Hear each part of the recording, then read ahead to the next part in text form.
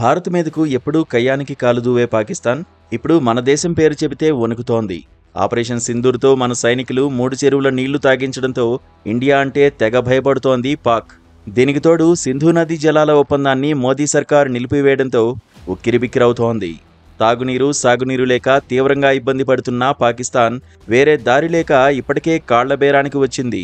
ఈ క్రమంలోనే జమ్మూ కశ్మీర్లో హైడ్రో పవర్ ప్రాజెక్టుల్లో నీటి నిల్వ సామర్థ్యం పెంపుపై ప్రభుత్వం ప్రణాళికలు సిద్ధం చేస్తోందని కేంద్ర విద్యుత్ శాఖ మంత్రి మనోహర్ లాల్ ఖట్టర్ తెలిపారు. నిర్మాణ ప్రతిపాదనల్లో ఉన్న ప్రాజెక్టుల్లో అంతకుమించి ఇప్పుడు ఎటువంటి మార్పులు చేయడం లేదని చెప్పారు. సింధు జలాల ఒప్పందం విషయానికొస్తే ప్రతిపాదనలో ఉన్న ప్రాజెక్టుల్లో ఎటువంటి మార్పులు లేవని చెప్పారు. ఎందుకంటే వీటి సాంకేతిక అంశాలు ఇప్పటికే నిర్ణయించేశారని గుర్తు చేశారు. కొన్ని ప్రాజెక్టులు ప్రారంభ దశలోనే ఉన్నాయని, వాటిల్లో విద్యుత్ ఉత్పత్తిని ఎక్కువగా చేసేందుకు మరింత నీటి నిల్వ సామర్థ్యం పెంచవచ్చని ఆయన తెలిపారు.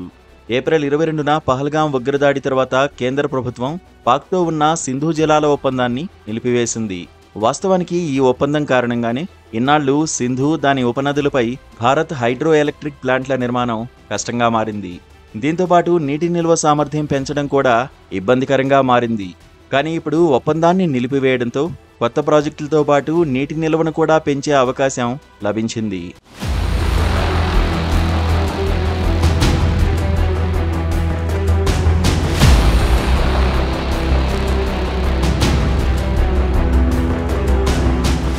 ప్రస్తుతం సెంట్రల్ ఎలక్ట్రిసిటీ అథారిటీ జమ్మూ కాశ్మీర్లో 4 హైడ్రో ఎలక్ట్రిక్ ప్రాజెక్టులను ఆమోదించింది.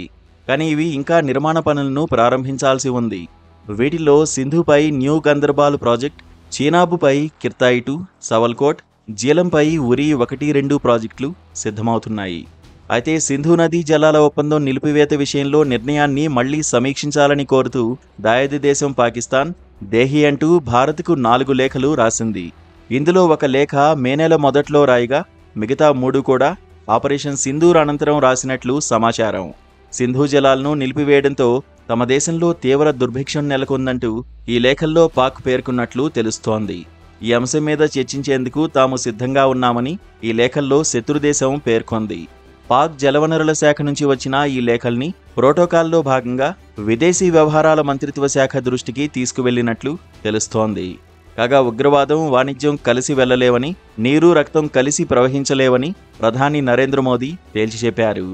సరిహద్దు ఉగ్రవాదాన్ని ఆపేంత వరకు సింధు జలాల విషయంలో తమ నిర్ణయం మారదని స్పష్టం చేశారు.